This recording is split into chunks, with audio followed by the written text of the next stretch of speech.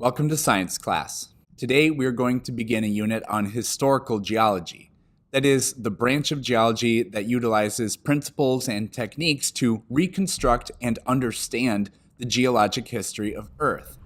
Earth is composed of several natural systems, and all of its features are produced from those systems. Once you understand this, you can view geology in a brand new way. Layers of rock strata and the fossils they contain are like the pages and chapters in a book. They tell you a story from the past. Understand that this was a very important change in scientific thinking. Until the 1800s, the vast majority of even scientists assumed the world was only a few thousand years old. They thought there was nothing the geologic record could tell them about the past, because all of it had been created recently.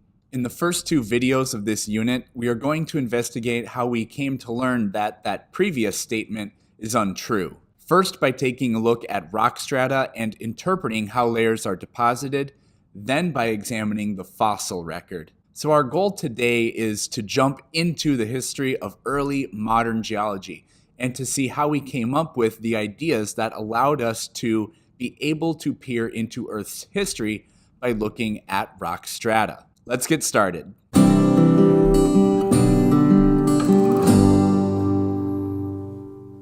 Let's pretend we live in another time. 500 years ago sounds fine.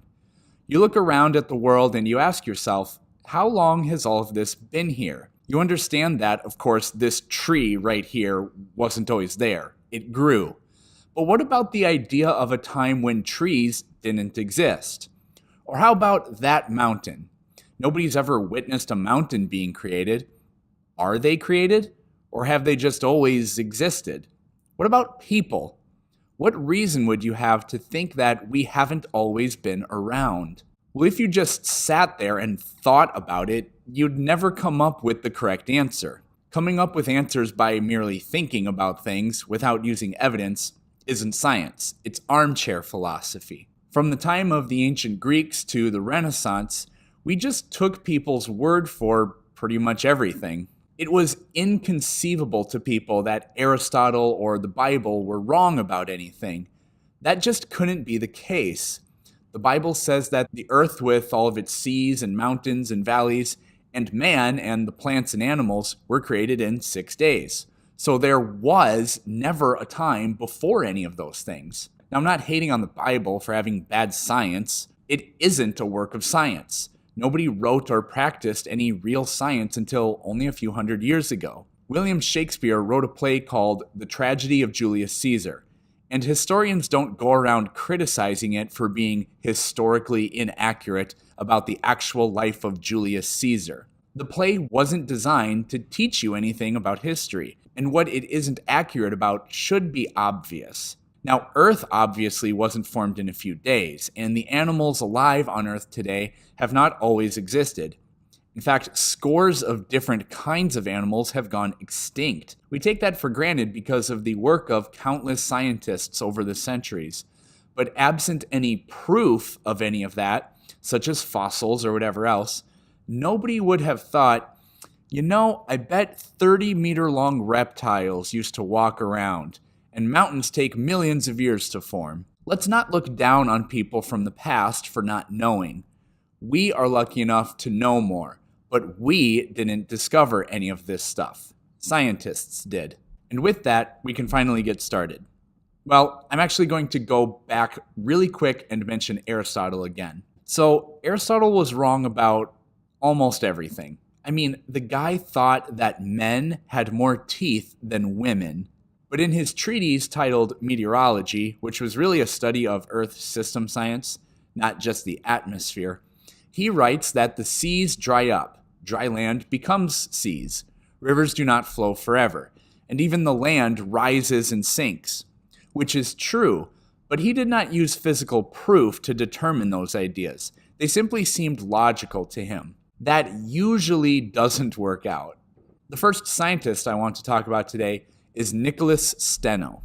Steno developed several geological principles, but 5 in particular shaped the way we interpret geology rather than just observe it.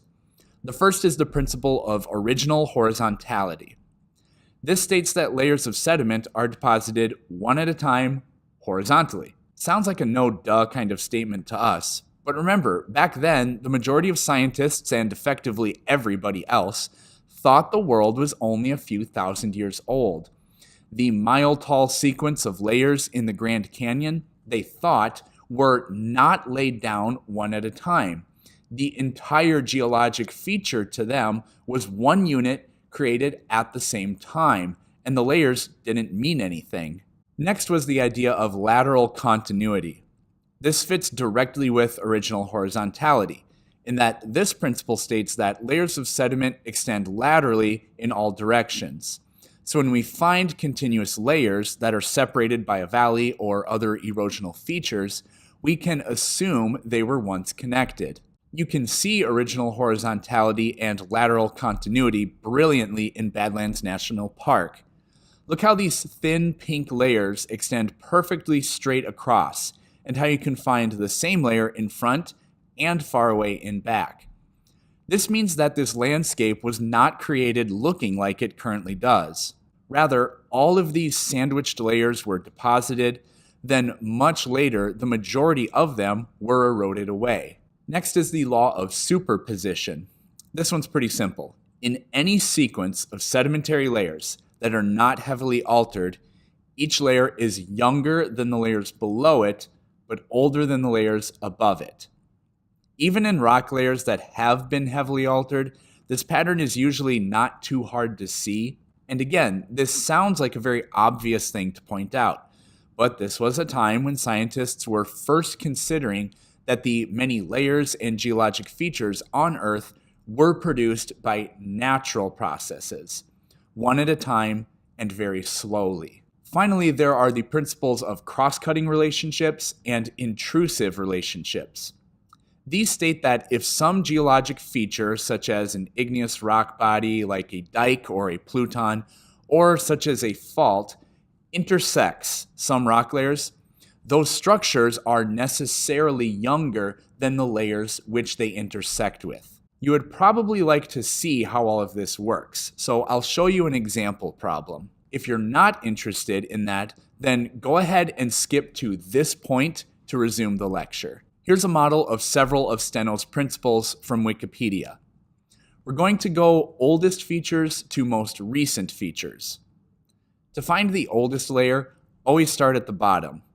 In this case, it isn't actually labeled, but these tan and gray sedimentary layers that are heavily folded are the oldest. How do we know it isn't feature B? Because B is not also heavily folded, so it had to have formed after that event which affected the first layers. B is not the next layer either. It's this fault labeled A. This demonstrates Steno's principle of cross-cutting relationships. That fault has to be more recent than the layers it altered, but it is older than this feature called B because it does not involve that feature. Next up is feature B, which is an igneous intrusion. Next is actually this erosional line called an unconformity, which we will get to later. The next oldest features are these, yet again unlabeled, yellow layers on top. The reason we know B is older than these layers is that you can see that B does not intersect with these layers.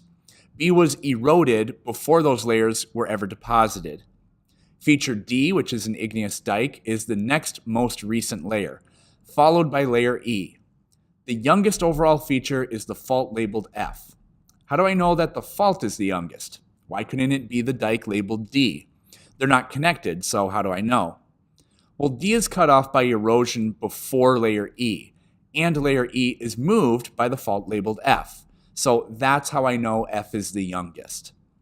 Another way the geologic record helps us to see that Earth changes slowly over time, and that its features are not just one uniform result of creation, is finding what are called unconformities in the geologic column. Unconformities represent a period where deposition of sediments ended, erosion took over, perhaps even some sort of faulting, lifting or tilting or squeezing layers. Then deposition of new sediments reoccurs. This forms pretty unmistakable patterns in the rock strata layers.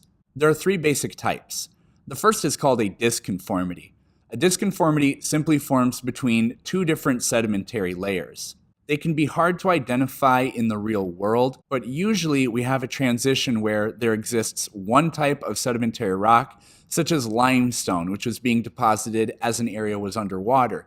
And then on top, a completely new type of sedimentary layer, such as sandstone, which would have formed as the area dried up. The next type is called an angular unconformity. These form as a result of faulting, which then ceases, and then new layers are put on top. There's an obvious disconnect between the layers you can see here, where we have some layers which are folded or tilted at 45 degrees, and then layers above or below them at completely different angles. This shows that this area was going through geologic unrest.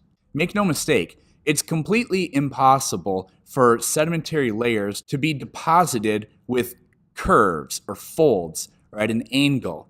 Steno's principle of original horizontality states this, and just through logical thinking, it should be pretty obvious. The only way this makes sense is if we imagine these layers being put down one at a time, then being altered through tectonic activity or whatever, and then new layers being put on top. These formations are not one single formation as the Earth was created all at once. They're slow and steady steps in a very, very, very long process. The last kind is called a nonconformity. This one is different because it involves igneous rock and sedimentary rock. Whenever we find igneous rock cutting through multiple layers, we know that those layers were established and already present before the igneous rock could have cut through them. That again is one of Steno's principles, the principle of intrusive or cross-cutting relationships. So scientists use these three different unconformities that can be found in nature to interpret an area's geologic past.